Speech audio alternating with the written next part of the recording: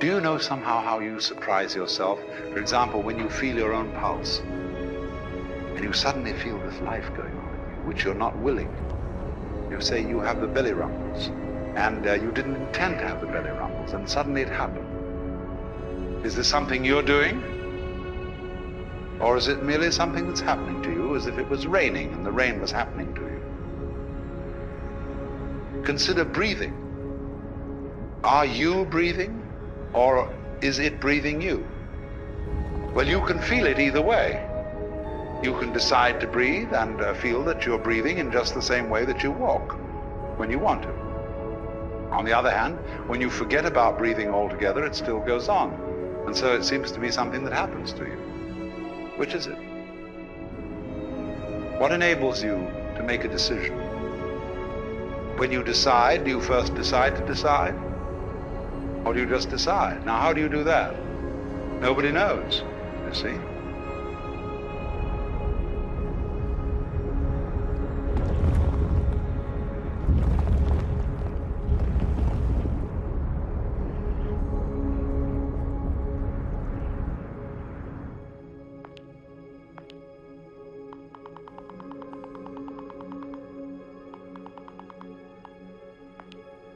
That's a funny thing. We can experience ourselves through and through as something that just happens. We'll look at it this way. If you feel your body, your skin, the solidity of you, and regard what marvelous eyes you have, which are the power which generate light and color out of all these electrical quanta in the external world. And these ears, these beautiful shells that you wear on the side of your head, with their little spiral bones, the cochlea inside, you know, all that. It's marvelous. But you don't feel responsible for this. You don't know how it's made, if it is made. But it's you. That's what you are. That extraordinary pattern.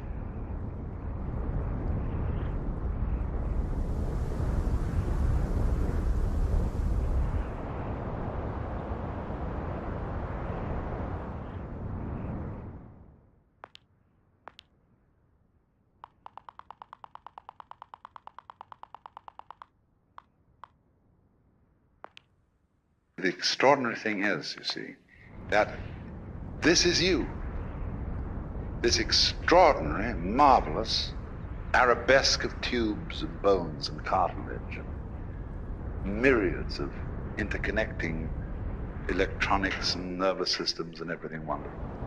But you can feel it, all of it, as if it was just happening to you.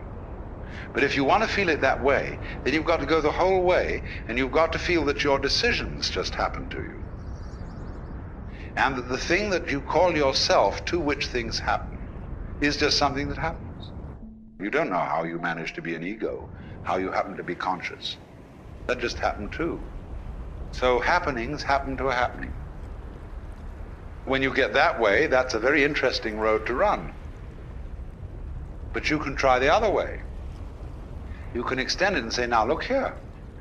If I really am my eyes, although I don't understand them, I mean, that is to say, I can't describe it in words. This is me. It's an extraordinary thing, but it is. But I don't understand how it happens. But then, you see, that's the whole point. If you will accept the idea that you are your own eyes, and your own heart, and your own ears with that wonderful spiral cochlea inside, and all these amazing gadgets here. You're all that. Now, therefore, by a little extension of the imagination, you can very well see that if all those subtleties inside you feel other than your conscious ego, but nevertheless are one with it, the same argument will go for all the other things going on around you. The sun shining, the stars twinkling, the wind blowing, and the great ocean restlessly pounding against these cliffs. That's you too. You don't control it, of course, because there has to be something about you you don't control, or you wouldn't be you. Because to understand the principle of relativity is there's no self without other.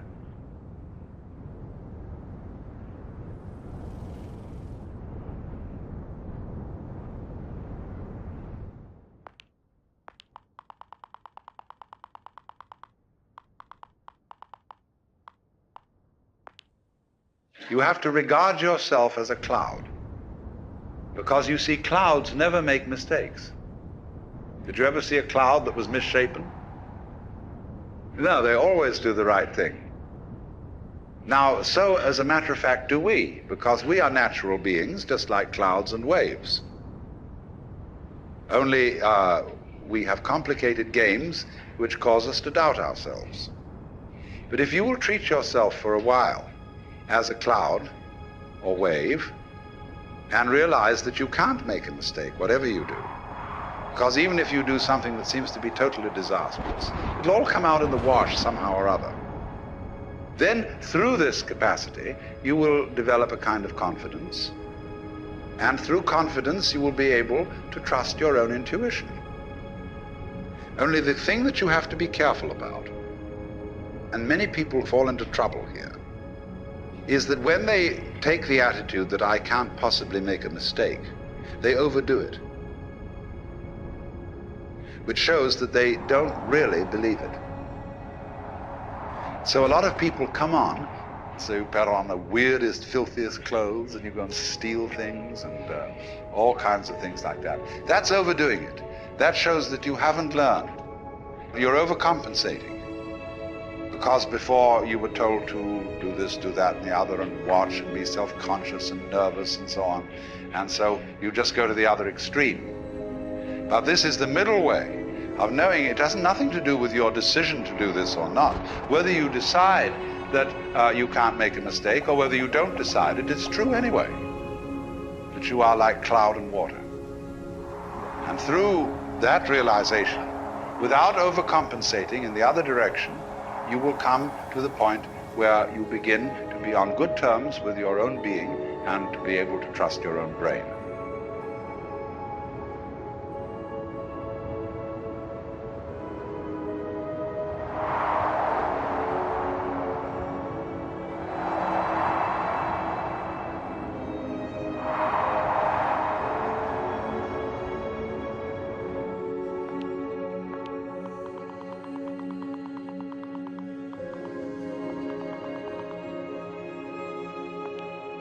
Everything in the world, knives and forks, tables and chairs, trees and stones, are indescribable.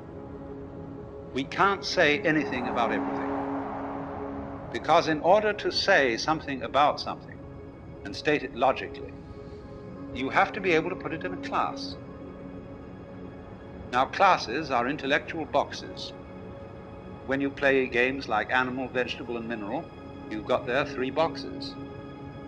And when you come to think of it, you don't know what any 2 of those boxes are really without the third, or especially you don't know any one without another. Because in order to have a box, there must be what's inside the box and what's outside the box. And then by this method of contrast, we can make a logical discussion about things. But then, when you come to something which is completely all-inclusive, to what fundamentally is, then you're without a box, and you can't talk logically. Of course, you can distinguish is from is not, but only in a very limited way, as I can say, I have a pen in my left hand, I do not have a pen in my right hand. And from this we abstract the idea of to be and not to be, is and isn't. But when we consider being with a capital B, this includes not only such ises as celestial bodies, but also such isn'ts as the space that encompasses them. And these 2 go together.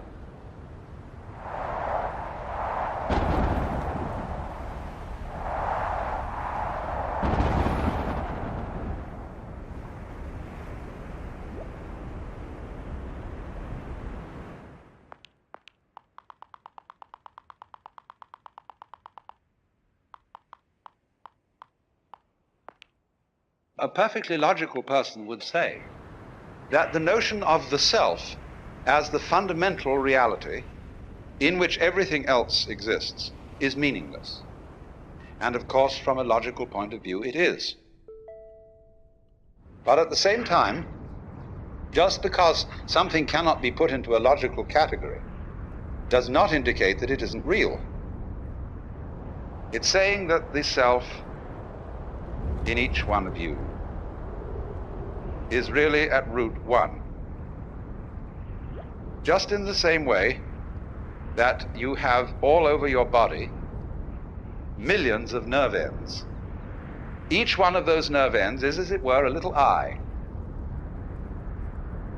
And it gets its impression of the world, but it sends it all back into the central brain.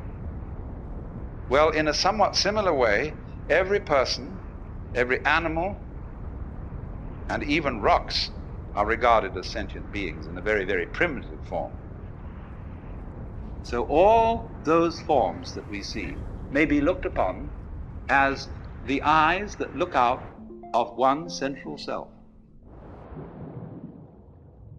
Only, of course, in the human body we can see the connections between the nerve ends and the brain. It's much more difficult to see the connection between one individual and another. And therefore it's very easy for us to form the impression that I am only what is inside my bag of skin. And that my ego, myself, is a different self from yourself. And we're all, therefore, fundamentally disconnected.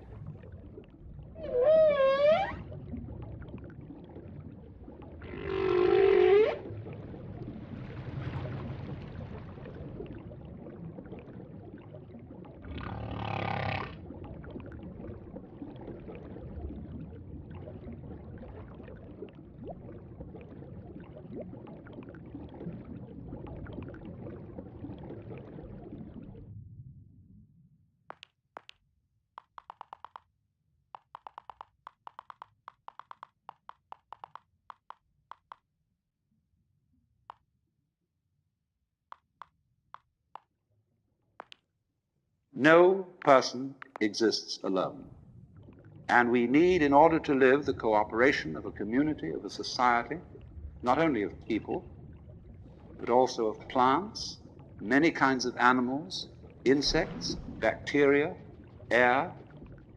Every kind of thing that is around us is as essential to our being as our heads. You can draw little gradations of some things that are more essential and some things that are less essential. But fundamentally, everything is necessary for your existence.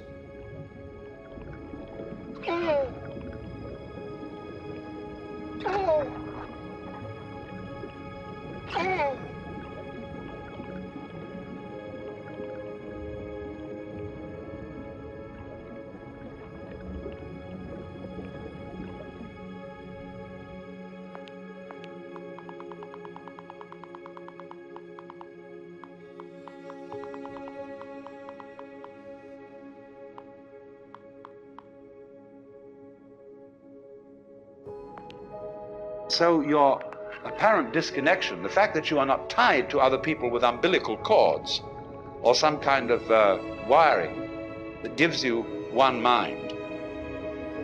Nevertheless, we do have one mind, in the sense that, for example, all of us turn out to be approximately the same shape. 2 eyes, 2 nostrils, a mouth, 2 hands, 2 legs, and so on. But going yet deeper, we find that it's somehow a necessity of thought that there be some sort of a something which is the common ground of all these universes, all these galaxies. And that ground is the self. Now that's quite a startling point of view, because what it's saying is, you see, that you are basically the works.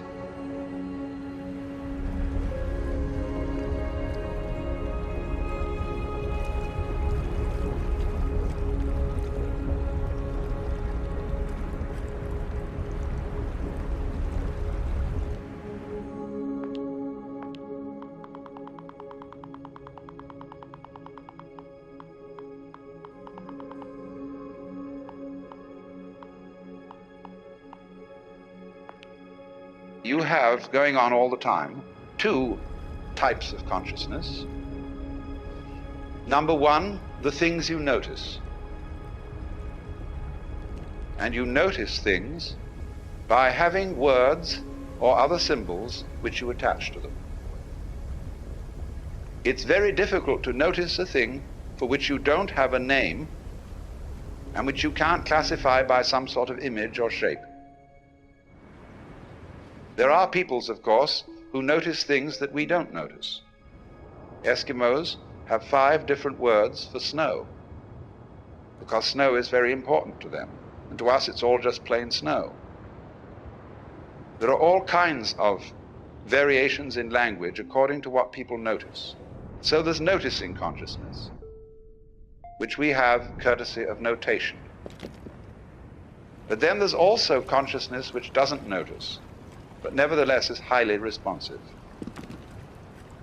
You are responding at the moment to all kinds of stimuli coming to your nerve ends, which you don't notice at all.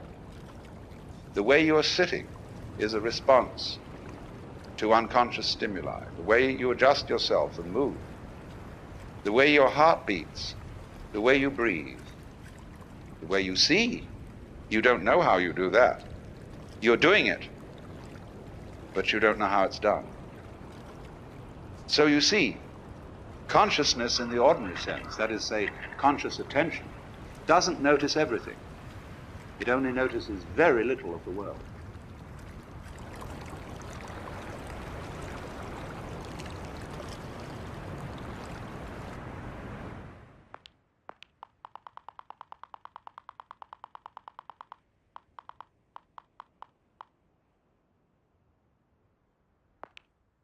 Just in the same way that conscious attention is not aware of all the other operations of the body, in just that way, we are not aware of our connection, indeed our identity, with the fundamental self. We go to sleep at night, and then we wake up, and because the physical brain is still there, we remember everything that happened the day before. But if the physical brain decomposes, then we're what is called dead. And we say, well, that's the end of that.